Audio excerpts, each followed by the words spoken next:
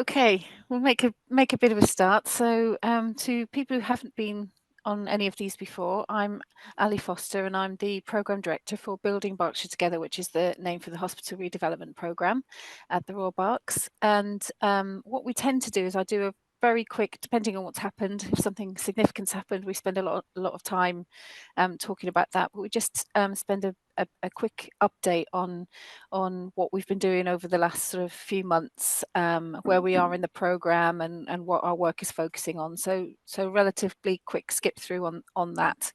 And we have a guest speaker today, which is fantastic. And I worked briefly in Cambridge.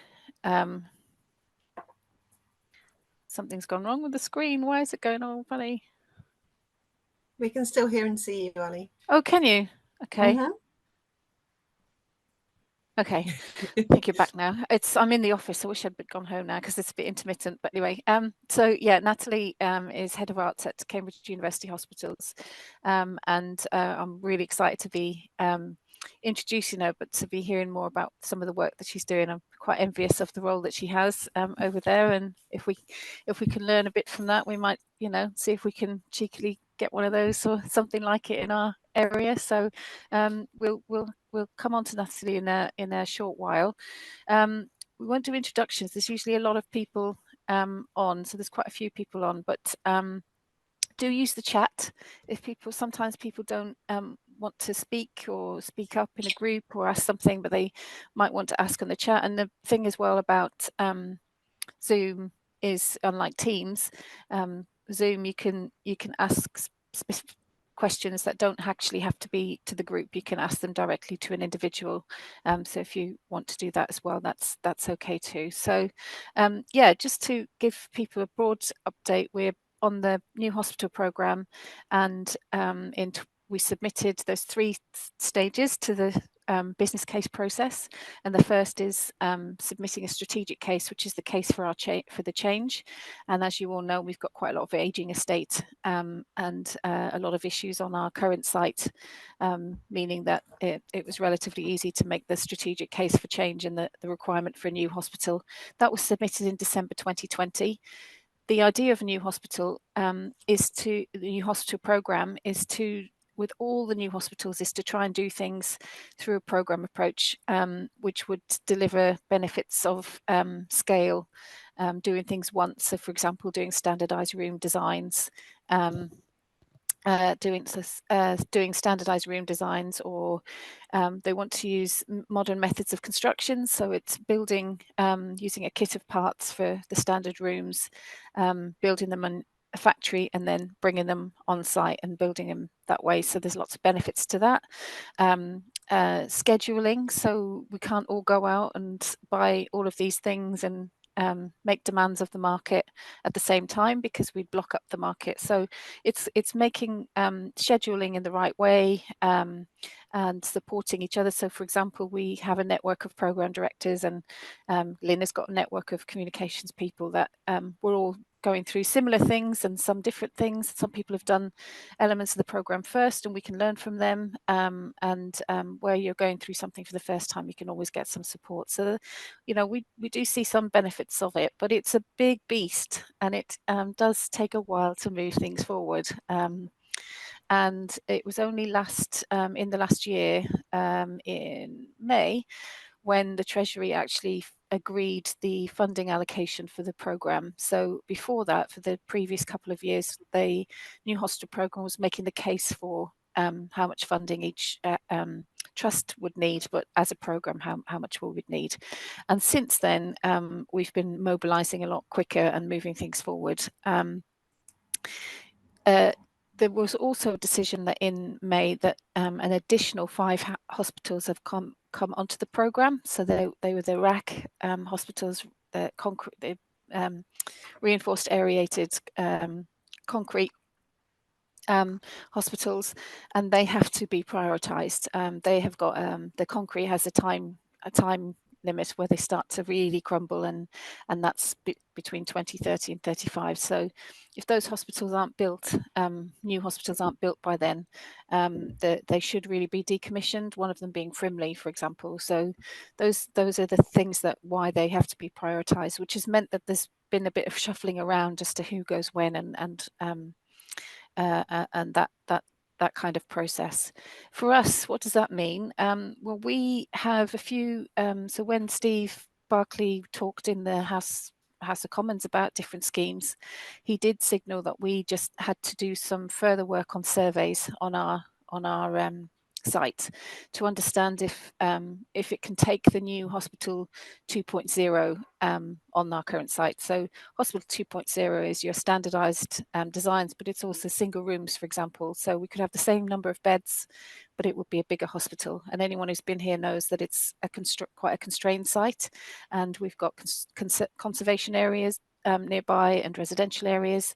So it makes that in itself problematic. We've also been dealing with not unusual to Reading, but in parts of our site, some underground features that we've had to fill with concrete as well. So we're just working out if we have any more of those, how much it would cost to remedy those, and are we talking thousands, are we talking millions to remedy those to build on the site? So that geotechnical survey is just to understand what we've got underneath our site, to then understand whether we would build where we are, what kind of structure we can build, and where on the site we can build it, or do we need to move to another site? And so some of the work you will see is we've been going out and looking at other sites to compare the value of moving to another site to staying where we are. But we're also now moving into, right, let's look at specific sites that show some promise. What is the impact if we move to that site on our patients and our staff?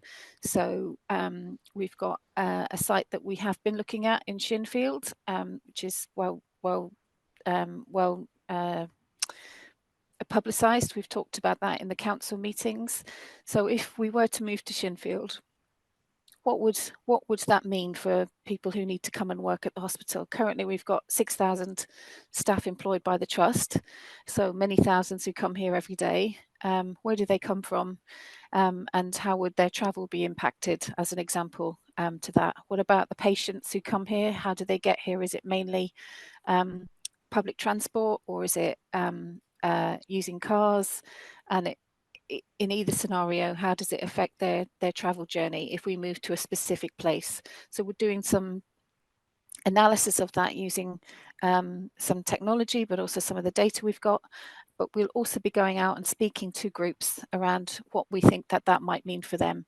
And we may also do that with a couple of other sites that we're looking at, which are based a bit closer to Reading. So we haven't finished looking at sites. We just have one at the moment, and we're exploring 2 or 3 others in the Reading area as well.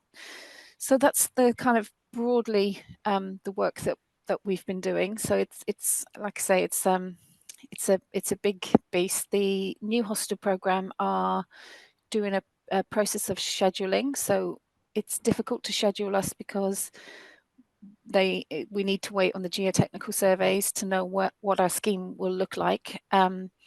But we hope to have that information for them by March, so that we can feed into that. And they're hoping to launch their schedule of who goes when in the early part of the next financial year. So that's sort of April, May, June time next year is what they're hoping to do, is to say these hospitals are going on these dates, and let's go and start the schedule. So they're just working all of that out at the moment. So there's a skip through. If anyone's got any questions on any of that, I'm more than happy to take any. No. So one of the things that I think we should and are proud of in Reading is we've got a strong arts and heritage and culture presence. We've got a massive campaign at the moment to save Reading Jail, to turn it into an arts and heritage culture spot. Is it Damien who did the Jenny, you'll be able to tell Banksy. the Banksy. That's it. Banksy has even done a little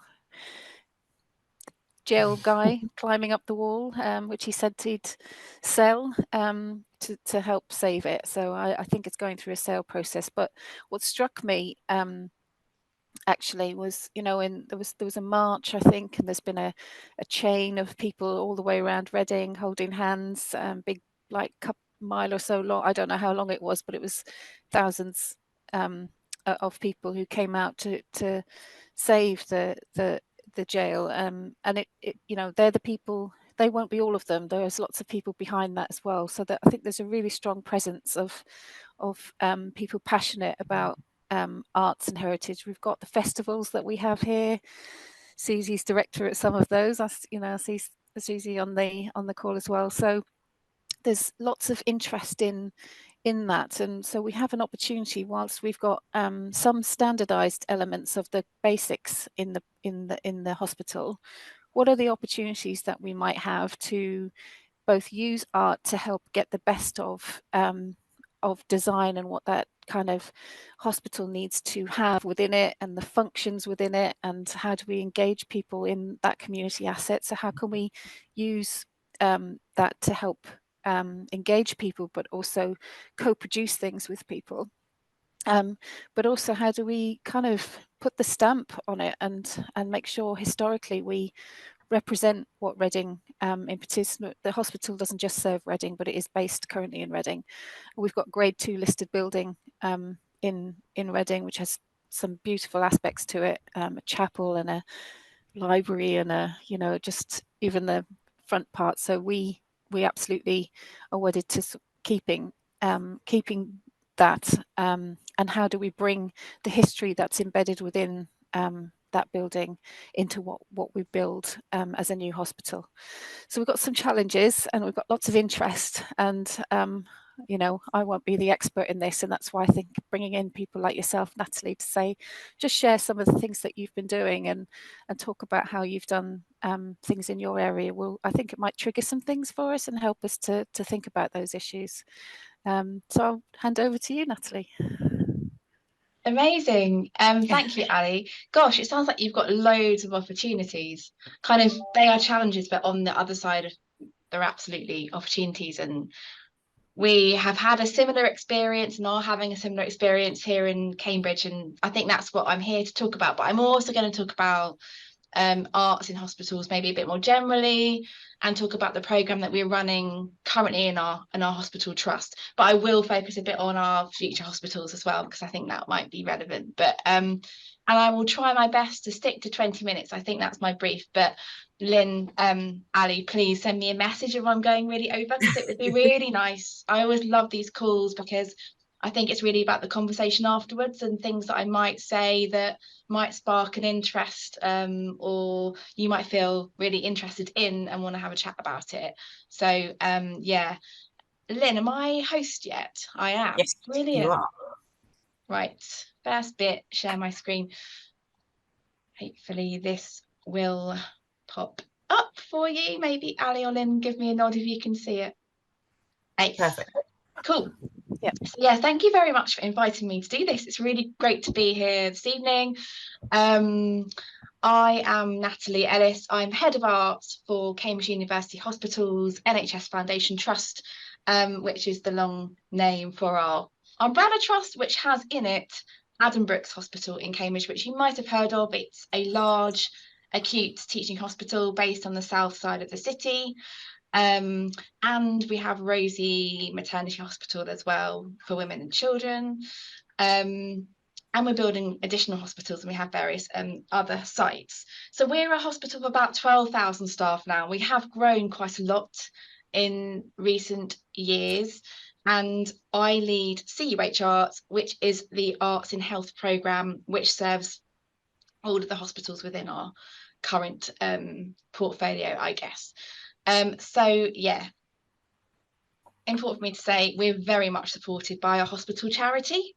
So the hospital charity works closely with me to be able to use funds generated very generously from the supporters of our hospital to support various different programs that we run in the hospital, and you'll hear more about some of those as I go through the slides. There we go. So I'm just going to start with this slide because sometimes people might think arts in hospitals is a really new thing, or you might not have heard of it. It's a kind of niche area, an expert area of arts, but actually this dates back centuries. So even when Florence Nightingale was here and working back in 1860, she really recognised just what a difference and a transformation, in this case, physical visual art can make to an environment. So little as we know about the way in which we are affected by form, by colour and by light, we do know this, they have an actual physical effect.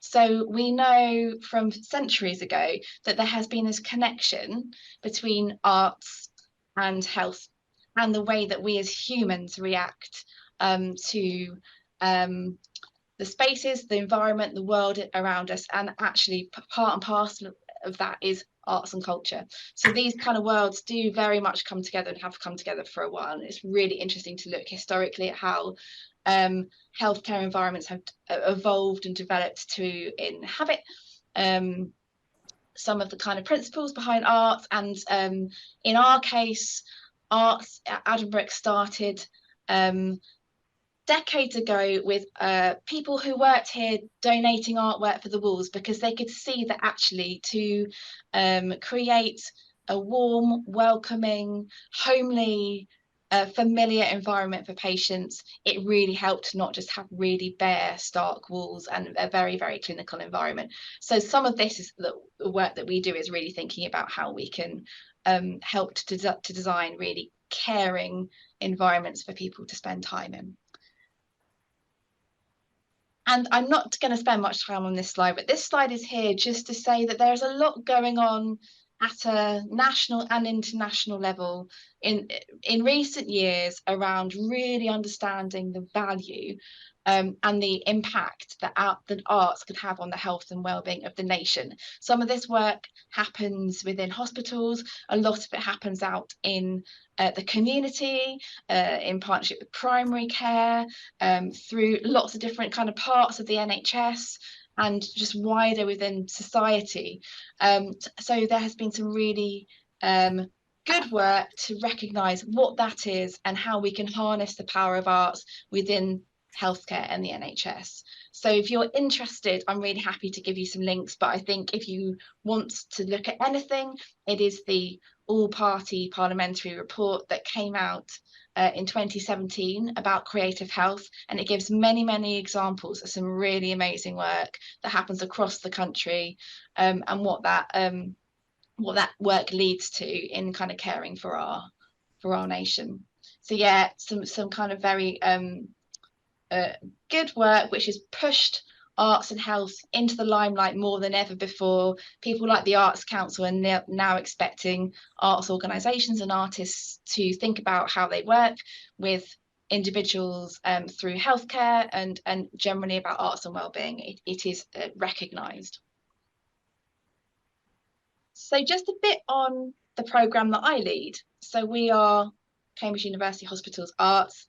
Our tagline is shaping care through creativity. So we talk about really working at the heart of our hospital trust to support the experience and the care that we're providing, not just for patients, but for staff and the wider community that we serve. And that is in Cambridge, and that is the wider region. We are, I should say, not clinicians. We are not arts therapists. There are arts therapists that work within our hospitals that very much are part of a patient's clinical team. They work towards clinical goals. We are a team of arts professionals that have an expertise in how to use arts within a health and wellbeing environment, and we collaborate with artists and their various very diverse practices of making art, and we bring that into the hospital and we use that to connect with people in lots of different ways, and there are many benefits that come from that. So we want to be transforming health, we want to be inspiring hope, and we want to be promoting wellbeing. They're the three things that we say we are on a mission to achieve, putting it right at the heart of the hospital and the trust, and very much addressing the needs of the patients, staff and visitors. So we need to be thinking about what the kind of current needs are. So during COVID, they were very particular, and as time goes on, we're constantly working with colleagues across the hospital to understand what is going on for staff at the moment and how can we support that, and equally for patients and their families. And just some of those values that we really want to stick to. So everything being about that human connection, person-centered work, making sure we have a really strong evidence base behind what we do, inclusive, really embracing the diversity of our community here at CUH, and really being thoughtful and respectful about the environment we work in, which is really challenging, very complex, sensitive, and for many, many people. So we're very much integrated into the environment that we're here to be a part of. And we do various things. So arts and hospitals can mean various things. Some hospitals really go to town on their art collections and their exhibitions, and it's very visual arts based, and that was how it was here at Cambridge for many years. When I arrived about 5 years ago, I really wanted to bring more kind of live and participatory work in. So we have 3 strands of work.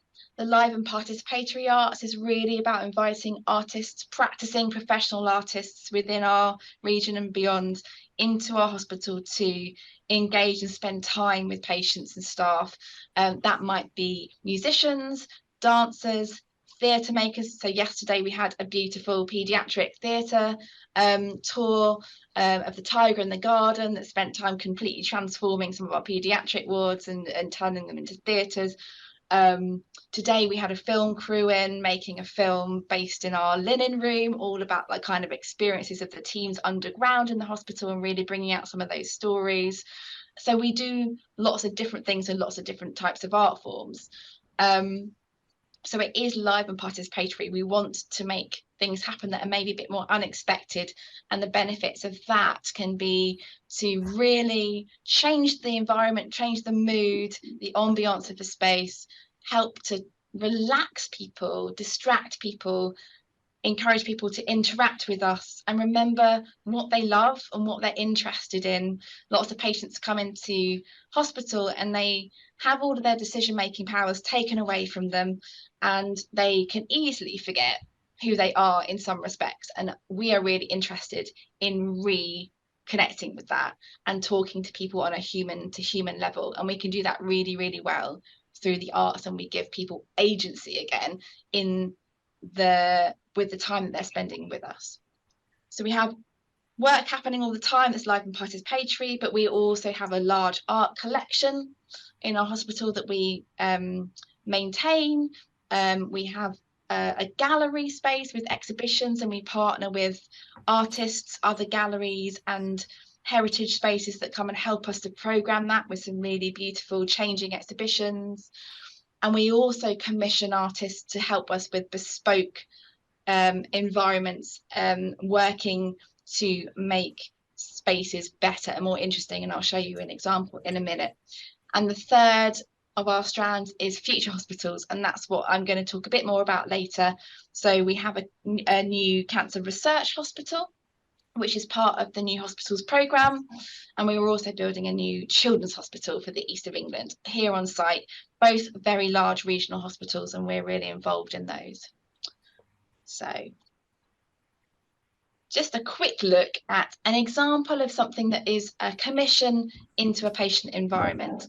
So we're just opening a new movement hub for Cambridge, and it's where people will be having hip operations and other forms of operations to help with their mobility.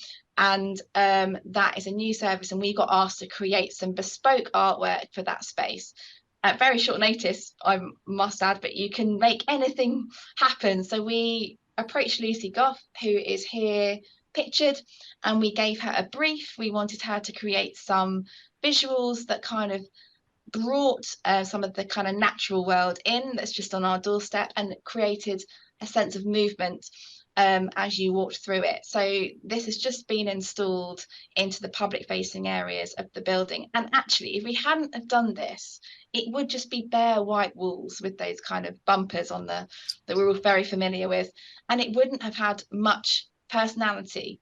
And I think that that's partly what artists can bring. They can bring a sense of kind of creative thinking and a little bit of something different and special that brings out the character and the identity of a space.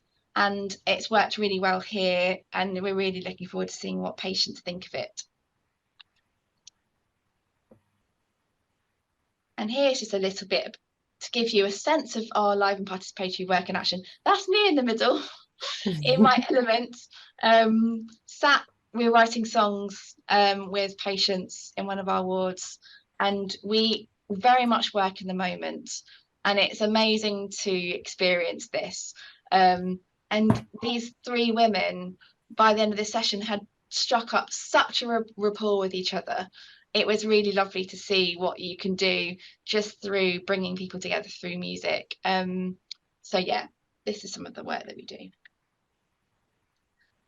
But just switching on to that third bit of the strand, the future hospitals and the value of art when we're thinking about designing hospitals for the future.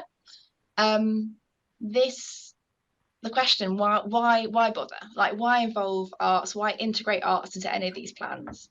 There have been some really important studies into just what the value of arts is in creating a hospital environment. With the help of NHS Estates, the Department for Health and the King's Fund, they work together to really articulate that through a report about enhancing the healing environment.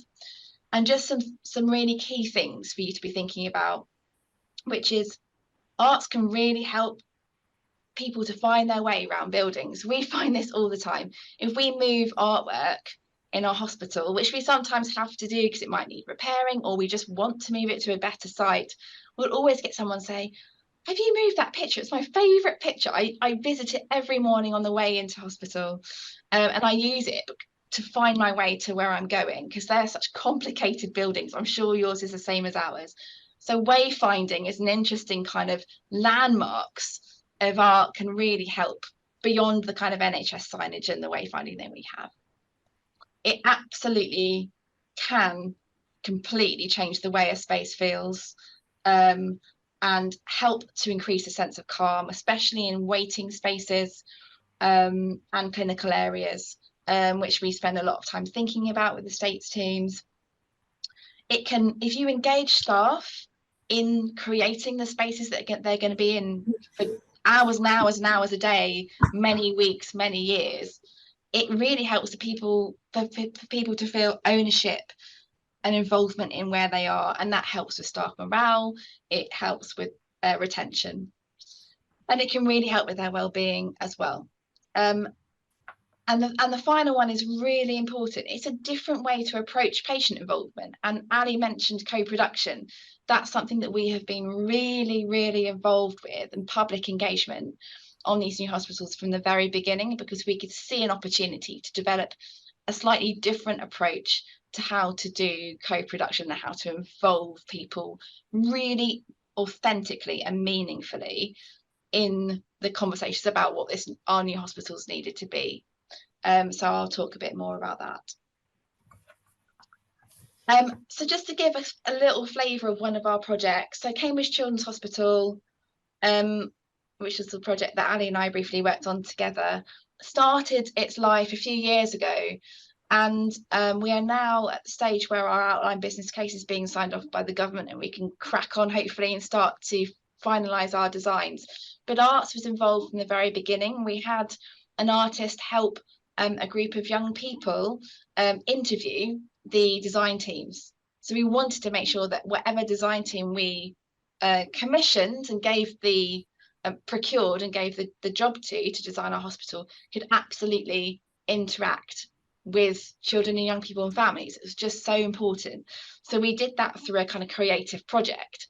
And from having the opportunity to do that right from the get-go, we've had kind of the door opened for artists and us as an arts team to really make sure arts is embedded in the aims and the overall vision of what this hospital can be. So on the left hand side there, you can see a visual. We had an illustrator kind of capture lots of conversations that were happening at that point. Everything was happening online in 2020 and 2021. Lots of our engagement sessions would be with patients and staff, and we would be scribbling down lots and lots of things and then bringing them together in nice visuals, which people would kind of take away and really see that what they were telling us was captured and was going to go straight to the architects for the architects to really make sure they were designing that in. What we wanted to make clear to the whole project team was what arts was going to bring to the Children's Hospital project. So we are absolutely going to be commissioning really high-level artists to make artwork for the building, and that will be throughout the building, very much integrated in with the architecture. So that's about our art commissioning programme. And they can really help to tell the story of the building and help to establish the identity of the space and tell the story of what this hospital is all about. In that case, it's bringing together physical health, mental health and research under one roof and treating the whole child. So that's what we will do through the arts commissioning programme. The second is to absolutely play a key role in that, supporting the patient and family engagement, which I'll talk about a little bit in a minute. And the third one, which is an interesting one, which is really helping to bring the partnership together, because we had two trusts, a mental health trust and our trust, a physical health trust, coming together to make this hospital. So that's two cultures, two working styles, very, very, very different, bringing us together to collaborate and to be one. And we're going to be supporting that through the arts programme as well and building that community. And to help, and I would really recommend this, we wanted to pin down some very, very clear principles. So we have art strategies on both of these new hospitals. And the first thing we did was work in co-production with patients and staff to really understand what needed to be at the heart of those art strategies and to develop very clear principles that will underpin everything that happens with arts in these buildings. So we wanted to make sure we were creating therapeutic environments, integrating arts into them. So creating a careful hospital, which is a phrase that came out of one of our early workshops, made with children for children. So there's going to be no artwork that just lands its way into this building with no involvement from our younger patient community and families. Everything is going to have a co-design element so that it is truly representative of our community and appropriate. I think artists really need to be informed by the community to know what is appropriate and suitable to be made. So that's the kind of co-production element, and then this kind of really building that sense of community together.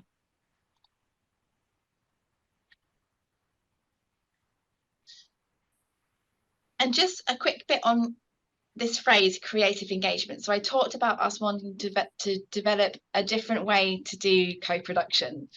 And that we have coined the phrase creative engagement, which is involving artists and creative practitioners to hold spaces and to facilitate the opportunity to engage with different community groups and people. Why would you do that? Why would you do something different? Many reasons. So we find that arts activities, and that can be many different things. We think really carefully about the sort of artwork, artists that we bring in to lead this work, but it can be a really great way of being accessible and inclusive. So it might not always be the right thing to hold a focus group or send a questionnaire or expect people to just be able to have a discussion about something. Actually finding sometimes non-verbal ways for people to share what's in their minds, their ideas, their experiences in a safe way can be done through the arts very effectively. Really importantly, it's fun, it's positive, it's enjoyable. People come away feeling like they've just spent an hour or two doing something that they've loved doing. And I think valuing those contributions and making sure that any engagement is respecting and valuing the time that someone's putting in and giving them a good experience, I think is really important. So we make sure that that is our quality engagement all of the time. We help to bring people in as participants in the co-production programs and to keep them involved. It can be really ideal for navigating difficult subjects and sensitive subjects. And of course, when we're inviting people to share their own personal experiences of hospital, that can be challenging. And we think really carefully and we plan really carefully about how we're going to do that. And often it's a space that isn't just directly saying, tell me about your experience, but it's opening up and inviting people to share in quite gentle ways something that they want to say. And that gives people the confidence and the comfort to do that. It helps us to understand more about people than perhaps we wouldn't have known before. So all these good things, I think we wanted to explore, and we've been learning through doing a lot of this work in the last couple of years. And there's just a couple of pictures on the right hand side of some beautiful art boxes when we were in the depths of the pandemic and we couldn't do this work in person. We sent these packs to families and we were exploring what schooling needs to be like in hospital and inviting people to help think about the kind of design, the layout, the textures, the colours, the themes in that space. And what came back was really, really interesting, and it got people sharing and thinking about their own experiences in a way that fed directly into how the architects then designed the school. So we found a way to really be meaningful in that early stages of design.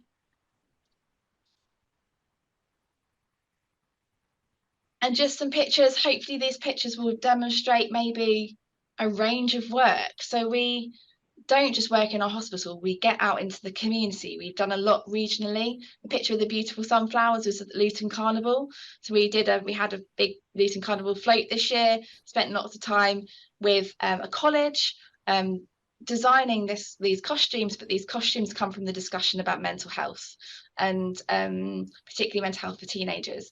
And so much can come from involving people in a creative process that gives the space for people to reflect on how they feel about something, and a lot comes from that.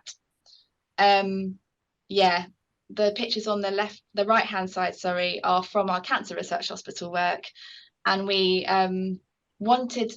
the architects wanted to explore the idea of nature in hospitals, which is a really common one. We all want to bring the outside in. We know that people find it hard to stay connected with their natural environment when they cannot be and they're in hospital for a long stay sometimes. And we took that one step further and we approached some artists who specialise in botanicals and natural dyes and spending time foraging and really understanding nature through the eyes of artists and delving into that some more. And we partnered with some museums in Cambridge. So this is something I was thinking about when you were talking about Reading and all of the kind of the cultural assets in your area. We do the same in Cambridge. We look at who we could partner with and collaborate with, and we go to them and we say, okay, Cambridge Botanical Gardens, come and help us explore what nature really means to people and society. And we ran workshops, and we, out of that work, have created a whole colour spectrum with lots of pigments that are natural from our surrounding environment and area. And those colours that we have delved into that tell the story of our very local area are forming the colour palette for the architects. So they're not just going to a shade of green because we want it to feel like we're bringing the outside in, which is a little bit cliche. We're going much more deep into kind of what does nature mean to us, the seasonality of nature, what who we are as humans in the world, the kind of passage of time, the circle of life, lots of things that artists can help us to think about more deeply. And we have done that through lots and lots of different conversations and discussions and sessions. And through this, all of this co-production is helping us to develop our art strategies. So this work is determining how we approach creating artwork for the building, and once the building's open, what we will do with our live and participatory programme to really bring those hospitals to life. So you'll see from those pictures, we've involved lots of different people. The woman in the orange t-shirt and the Platts is our first commissioned artist for Cambridge Children. She's called Amalia Pika. She's our signature artist, and she's helping us to really set the tone and develop a concept for what arts can be in the hospital. And she spent the summer working with lots of different young people and staff as well to explore some creative ideas and some concepts. And it's really important to put the groundwork in and to spend time with people. Artists want to do that in their research and development stage, so that they're not creating something that could land anywhere, but they're creating something that is very, very particular and special to for us, our new hospitals. So yeah, there's lots of stories behind lots of these pictures, and I'll be really happy to share more of these examples with you.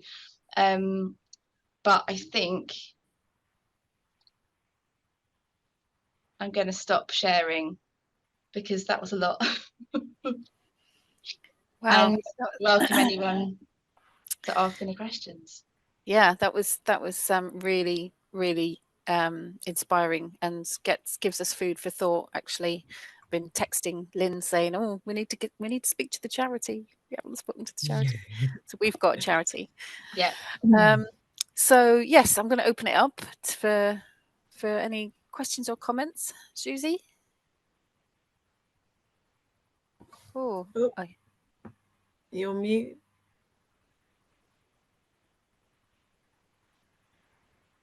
Lean in a bit. I don't know. Can't hear you. Hear me now? Well, Oh yes. Yeah. Yay! Hi. Hi! Hi. I said so much. It was wonderful. So thank you. Sorry, you just saw my mouth moving. I was just wondering, I'm really interested in the work that you do. I was wondering if you have brought art and culture and creativity into the hospital to specifically kind of support people's recovery and to prevent people coming back into hospital, and whether you have any case studies and stats and things that you might be able to share with us.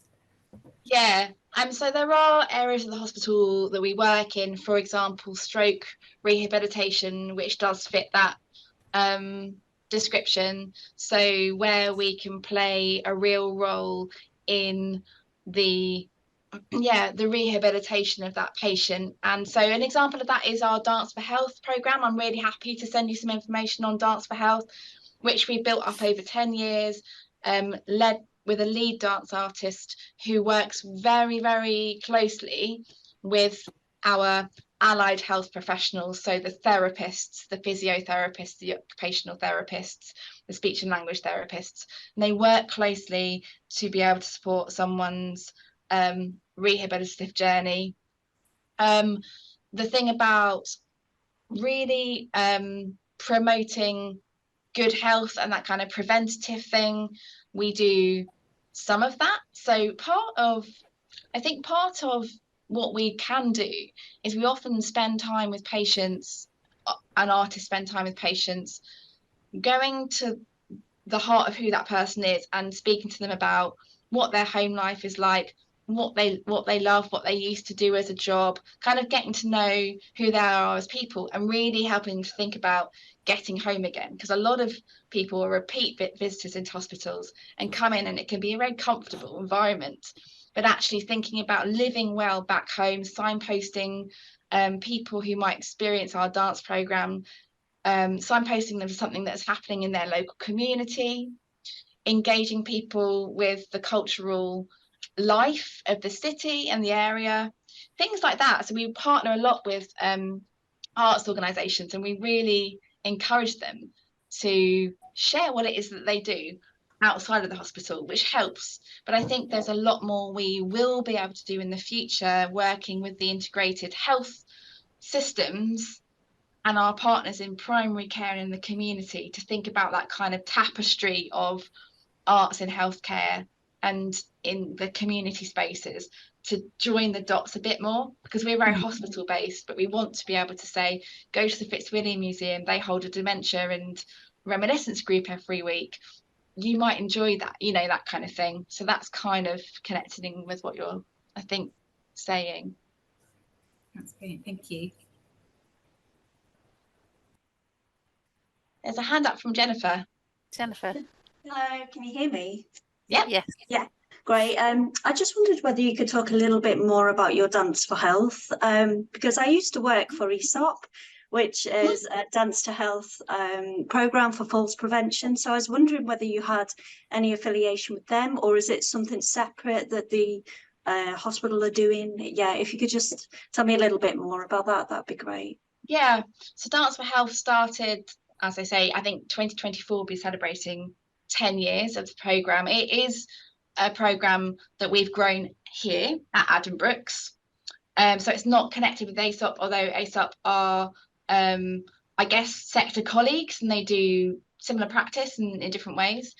It's led by an artist called Felipa Pereira Stubbs, who is very experienced. She started life trained as a dance psychotherapist, but doesn't work clinically anymore. And her practice is in kind of somatic movement and really helping to bring people into their bodies and helping to focus on what feels good and what is right about someone. In hospital, often the language is what's wrong with you, but helping people to understand and feel, get themselves back into their kind of bodies. So we do work with falls prevention, particularly in our elderly wards, but we also work in paediatrics, stroke rehabilitation, neurotrauma, and various other areas. And we have explored different ways in which Dance for Health can inhabit different wards, and it will mean different things for different patient groups. So it has, you know, benefits physically, but it has lots of benefits emotionally, socially. So working into a bay or into a day room, and you'll find that patients are not speaking with one another, and yet they've been lying opposite each other for over a week. And just a chance to introduce each other, to talk about, to choose music, to talk with one another about our lives. Yeah, so it's really kind of very fluid and very in the moment. So yeah, Felipa is a really amazing artist, and we're lucky to have her. And we're just writing an article actually that will be published next year about the programme. So again, there's a bit of information on our website about Dance for Health. Yeah. Oh, brilliant. I'll have a little look at it. Yeah, thank you for that. That's really interesting. Thank you. You're welcome.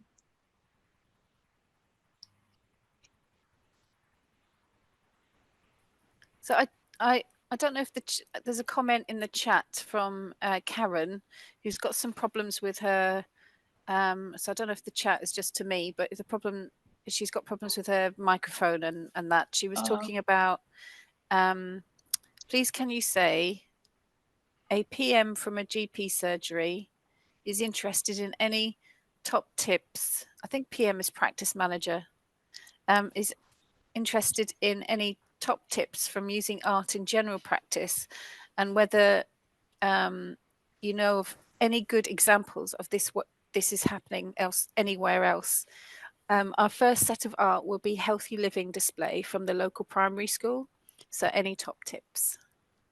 I would recommend you to look at Paintings in Hospitals. So they're an organisation who do work into some primary care settings, including doctors' surgeries, at selecting and curating artwork into those environments. I'm no expert on that, but I know that Paintings in Hospitals have done some really interesting projects, even in the last few years. They loan artwork to spaces across the country. So it might be something that you might want to have a chat with them about. But again, I would always just encourage forming a bit of a steering group and having conversations about what you want that art to support, and helping you to create a few I guess principles and guidelines around how that artwork is chosen. So it's about the kind of content and the curation of that artwork, but it's also about the kind of practicalities of it. So will that space would it be permanent artwork, or would it be temporary? It sounds like it's going to be temporary, but who's going to run that program, and what does that need in terms of its support? But yeah, I think there probably are some really good examples of that in the primary care settings that paintings in the hospitals might be able to signpost you to. Lynn. I wanted to know about your relationship with your estates team. So this is a bit of a loaded question, because I can see one of our estates team is on this call tonight, and I just wondered, how kind of receptive, I guess, they are to kind of incorporating your ideas and your artists, and whether it's no, we've just got to get the job done, or actually no, we hear you and we know it's good for the patients and staff. Yeah, I mean, our relationship with estates has really developed in the last few years. When I arrived, our team, which was really small at that point, the role I was in that I took over was really part-time, and it had a really part-time project manager, and they were mainly doing little bits of kind of refurby projects and putting arts into different parts of the building, but there was nothing really underpinning any of that in terms of the process, how to work with the estates, lining up projects, deciding what the priorities are. So we've worked really hard with the estates and key colleagues within the massive estates directorate to look at where we think arts has the most to offer, but also to look at how we work with, for example, capital estates who have project managers that are leading on big refurbs or new buildings. We now have a relationship with them where we meet them at the beginning of a project, and they all have, as part of their job, I guess, what do you call it when you set this appraisals? Your objectives. Your objectives. They all have objectives around approaching the arts team when they start a new project, to talk about, okay, so do we need to think about arts within this space? What might that be? Because it might be, I don't know, a ceiling tile, which is a kind of illuminated image, which they sometimes do, which wouldn't be something that we would need to lead on, but there are other suppliers for that. Or it might be that there's a real opportunity for an artist to be commissioned to create something that is bespoke and special to that space, and that there is budget secured within the project that estates hold, so that money is secured for arts right from the beginning. So there's something generally to say about arts in hospitals, which is it can sometimes feel like the assumption is we're volunteers, or this work can be done for free, and the artists will come and work in hospitals for free because they want to give something back, and they do want to give something back, but they are also professionals with many years of training, and we must value that. I never ever have an artist volunteer for me. We always pay, and we always give them a really clear brief, and they are professionals, and so are we.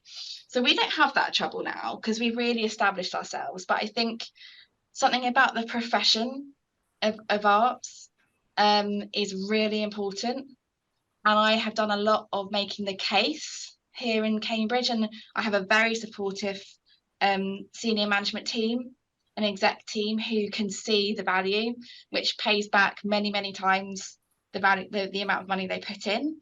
So we have charity investment, but we also now have NHS investment, and one of those roles that is within my team is paid for by the estates directorate, because they want more of arts on these new or on their schemes, on their kind of estate schemes, we needed to have somebody within the team who could take that on. So that's a dedicated role. So it does take some resourcing, but it's good to hear, Ali, you'd like to make a case for doing a bit of that in Berkshire, if you feel like that there's such a space for this, not just on the new hospitals, but in your current hospitals as well. And a lot of what we want to do is test things out in our current environment. So there's something about, if you're going to be moving from an old site to a new site or rebuild, there's something about doing some of the work with the communities now within the hospital to help transfer that into a new hospital environment. And that transition, arts and heritage can really help with as well, because you'll want to save some of that kind of that identity from the current hospital.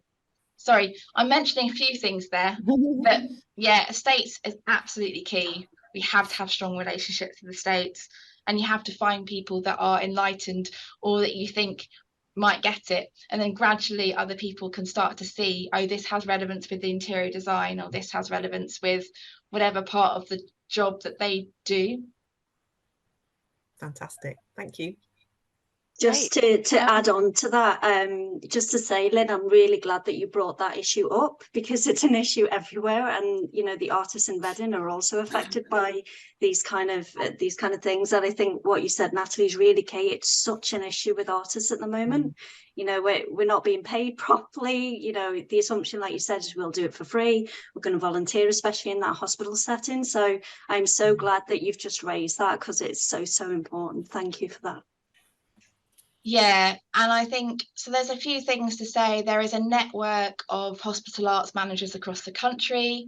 We're just about to be taken into the structure of NHS Charities Together. So we're called the National Arts and Hospitals Network, and soon we'll have a bit of a presence on their website, and you can get in touch with us. But we are professional arts producers, managers working across the country.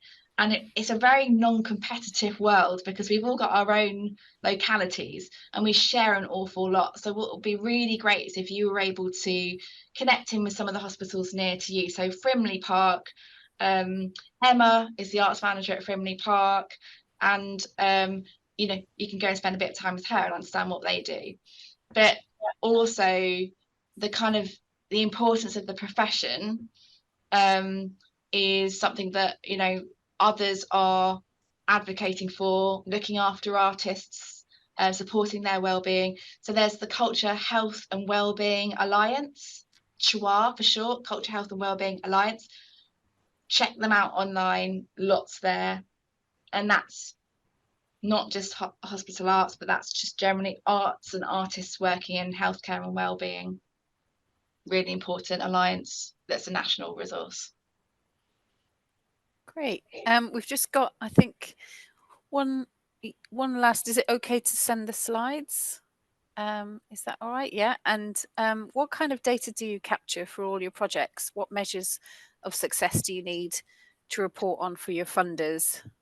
Yeah, I mean, it depends what the aims, really articulating the aims of the project at the beginning is really, really key. Like, what is it we're trying to do with this arts intervention? We don't do things just because we think they're going to be nice. We'd really try to pin down, okay, so there is a challenge here. What's the challenge? How might we as the arts team develop an intervention or a project to try to contribute to an improvement around that? So then we will set ourselves kind of objectives or targets within the project, and we will make sure that we do our best to collect data that will measure that. So kind of collecting data at the beginning, monitoring it, collecting it at the end, and then coming back even 6 months or a year afterwards and checking in again. We are fortunate that we have most of our funding coming through the hospital charities, so we go to them now. It used to be very sporadic funding. We'd kind of go and say, oh, please, can you give us a few £1,000s? We really want to do this. We don't do that anymore. We go to them and we ask for an annual programme budget. We tell them what it is that we want to do, why we want to do it, what we're trying to achieve, and then we report on an annual basis. And we give them a mixture of qualitative and quantitative data.